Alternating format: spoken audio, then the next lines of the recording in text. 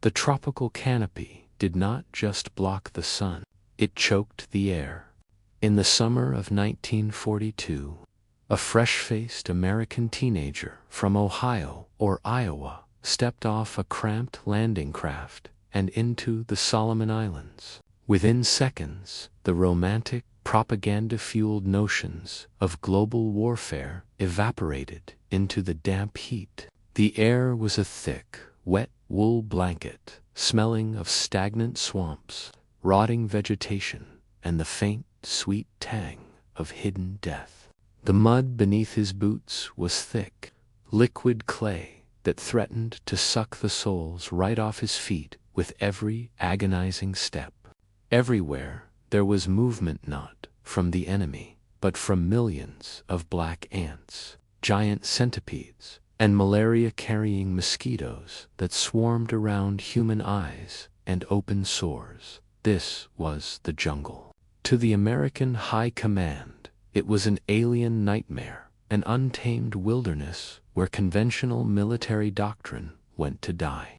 To the Imperial Japanese Army, it was a tactical playground. For years, the Western world had whispered in hushed, terrified tones about the phantom of the East, the Japanese soldier.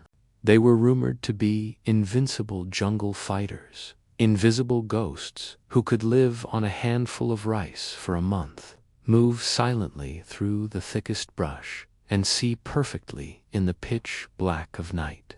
They had shattered British forces in the dense terrain of Malaya and crushed resistance in the Philippines.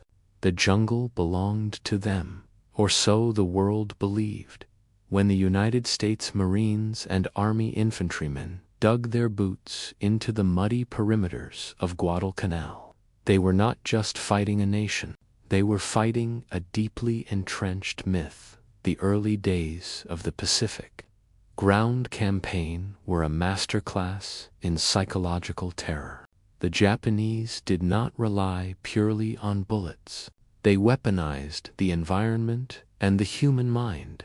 American soldiers sat in muddy foxholes, listening to the eerie, clicking sounds of the jungle at night, where every snapping twig was interpreted as a potential assassin. The Japanese specialized in nighttime infiltration tactics. Small units would slip through the thick sawgrass, bypass American outposts entirely in the dark, and launch sudden, screaming attacks from behind the lines. They used the terrain like a cloak, dragging snipers up into the high fronds of coconut trees where they would tie themselves to the trunks, waiting for hours just to take out a single American officer, radio operator, or corpsman. The physical toll on the American infantry was immediate and devastating. This was not a clean, mechanized war of tanks and open fields like Europe. This was raw, primitive endurance. Within weeks, uniforms began to rot off the men's bodies from the constant humidity. Boots fell apart at the seams. Tropical ulcers, caused by minor scratches that refused to heal in the damp air, ate away at the soldiers' legs down to the bone. Malaria, dengue, fever, and dysentery tore through the ranks faster than enemy fire, leaving hundreds of men shivering with violent fevers in the mud, their eyes hollowed out by pure exhaustion. Yet, beneath the physical decay, a transformation was taking place. The myth of the Japanese jungle Superman began to crack under the cold reality of American firepower, grit, and psychological adaptability. The turning point was not born from brilliant, high-level strategy, but from brutal, close-quarters education. American infantrymen realized that the jungle magnified two things: absolute small unit discipline and an overwhelming volume of fire. If the Japanese wanted to fight in the dark, the Americans would light up the night. The United States military began restructuring its small unit tactics on the fly, prioritizing firepower over elegance. Fire teams were re-equipped to maximize automatic weapon output. The M1 Garand rifle, with its rapid, A-trained, semi-automatic capacity, proved vastly superior in the sudden, short-range encounters of the jungle compared to the Boltacanch and Arasaka rifles used by the Japanese. When a Japanese soldier had to manually cycle his bolt after every shot, an American infantryman could unleash a devastating wall of lead in seconds. More importantly, the Americans learned the value of static, defensive stubbornness. During the Battle of the Tenaru and the bloody defense of Edson's Ridge, the Japanese deployed their most revered tactical weapon, the nighttime Banzai charge. Hundreds of elite Japanese soldiers, screaming at the top of their lungs, with bayonets fixed, emerged from the dark jungle walls in massed waves. It was an ideological weapon designed to shatter the nerve of the Western soldier, whom Japanese commanders believed was fundamentally soft, individualistic, and undisciplined. But the American infantry did not run. They dug their heels into the ridges, held their breath, and let their weapons do the talking. Marine machine gunners like John Bacelone stayed behind their water-cooled John Browning machine guns for hours, clearing jams in the dark, their hands burning against the hot metal. The massed Japanese charges ran headfirst into a wall of lead. The Americans used canister shot from 37mm anti-tank guns, effectively turning the jungle pathways into literal meat grinders. When the sun rose over the bloody ridges of Guadalcanal, the myth of the invincible Japanese jungle fighter lay dead in the mud. The American infantrymen discovered that the elite forces of the Emperor bled just like anyone else. They realized that while the Japanese were masters of stealth, they were also prone to rigid, repetitive tactics that valued a glorious death over tactical flexibility. The Americans chose survival, adaptation, and victory by 1944. The nature of the Pacific War had shifted completely from desperate survival to an unstoppable, industrial-scale counteroffensive. The American infantry had evolved. The green, terrified boys of Guadalcanal were gone, replaced by a hardened, cynical breed of soldiers and Marines who had turned the jungle into their own lethal laboratory. From the swampy lowlands of New Guinea to the volcanic, jagged ridges of Bougainville and New Georgia, the U.S. military did something the Japanese High Command never anticipated. They mechanized the jungle. The Imperial Japanese Army believed the jungle was an equalizer that would neutralize America's vast industrial superiority. They believed that inside the thick canopy, factories and assembly lines wouldn't matter. They were dead wrong. The United States military refused to fight the war solely on the jungle's terms. Instead, they brought the machine age directly into the rainforest.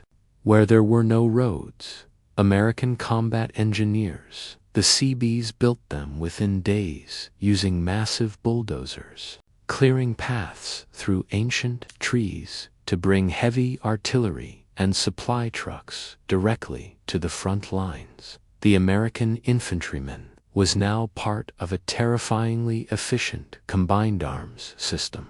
No longer did squads have to wander blindly into hidden Japanese bunker complexes to be picked off one by one.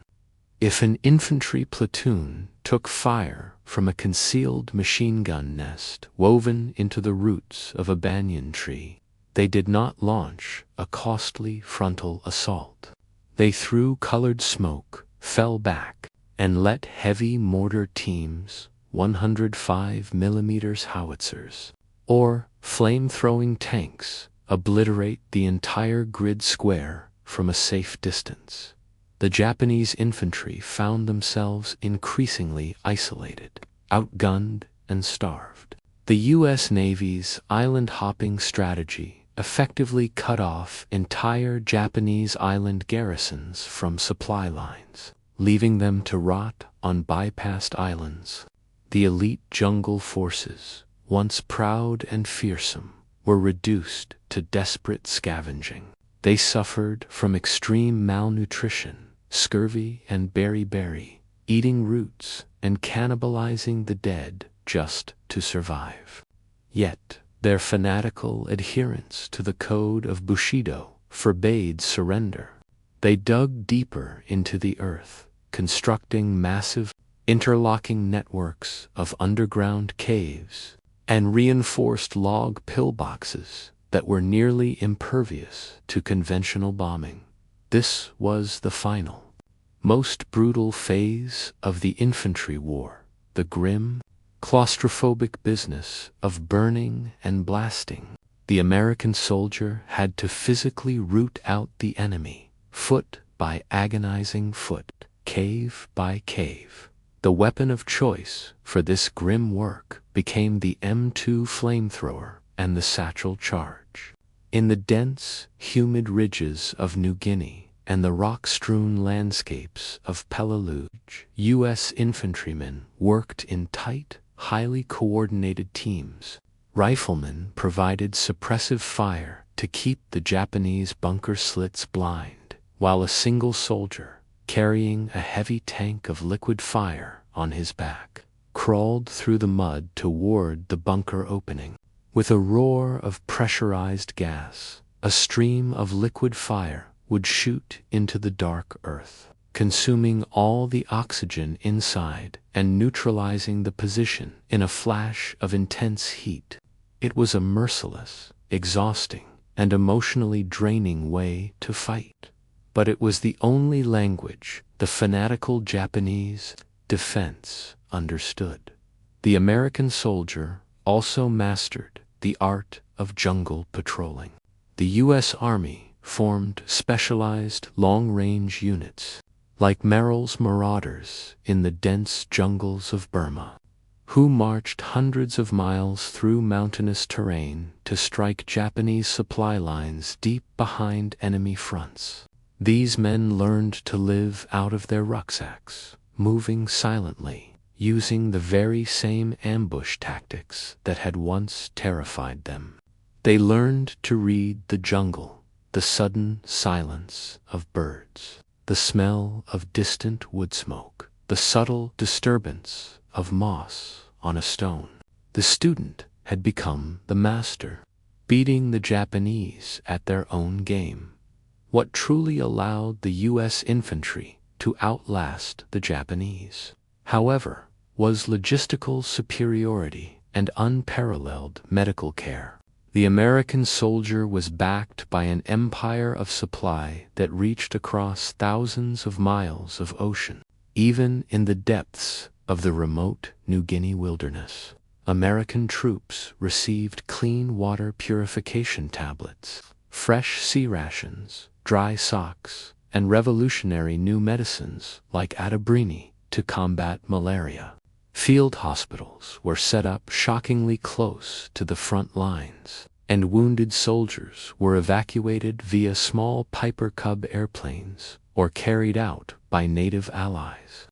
This gave the American infantryman something the Japanese soldier completely lacked: the profound knowledge that his country would do everything in its power to keep him alive. On the other side, the Japanese soldier was told that his life belonged to the emperor, that surrender was the ultimate disgrace, and that his only purpose was to die a beautiful death, taking as many Americans with him as possible. As the war dragged into late 1944 and 1945, this philosophy proved to be a catastrophic military failure. The Japanese threw away thousands of their most seasoned, irreplaceable veterans in useless, suicidal charges. eventually leaving their defenses manned by sick, starved, and completely untrained replacements who could not hold back the American tide as the campaign pushed closer to the Japanese mainland. The psychological gap widened. The American infantrymen had developed a relentless, systematic approach to jungle warfare. They viewed the jungle no longer as a haunted forest of ghosts, but as a hostile terrain that could be conquered through engineering, firepower, and discipline. They became comfortable operating in the dark, using tripwires, flares, and sound discipline to turn the tables on Japanese infiltrators.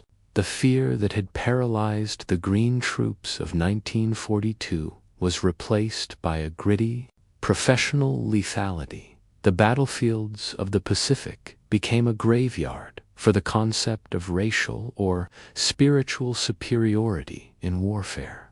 The Japanese high command had genuinely believed that their spiritual conviction there, Yamato Damashi, would allow them to overcome any material advantage the Americans possessed. They believed the soft, luxury-loving Americans would lose their nerve when forced to fight like animals in the mud, but they severely underestimated the resolve, adaptability, and raw toughness of the American citizen soldier. When pushed into the abyss of the jungle, the American infantryman dug deep, adapted his weapons, relied on his comrades, and forged a combat doctrine that used the American industrial machine to preserve human life while obliterating the enemy. When the dust finally settled on the bloody, scarred islands of the Pacific, the truth was undeniable to historians and military strategists alike. The United States Infantry did not just survive the Green Hell, they completely conquered it. They took the absolute worst, most disease-ridden environment on Earth, broke the psychological hold of an enemy who claimed to own it, and through sheer grit, technological adaptability, and overwhelming firepower, completely crushed the most fanatical jungle forces the world had ever seen.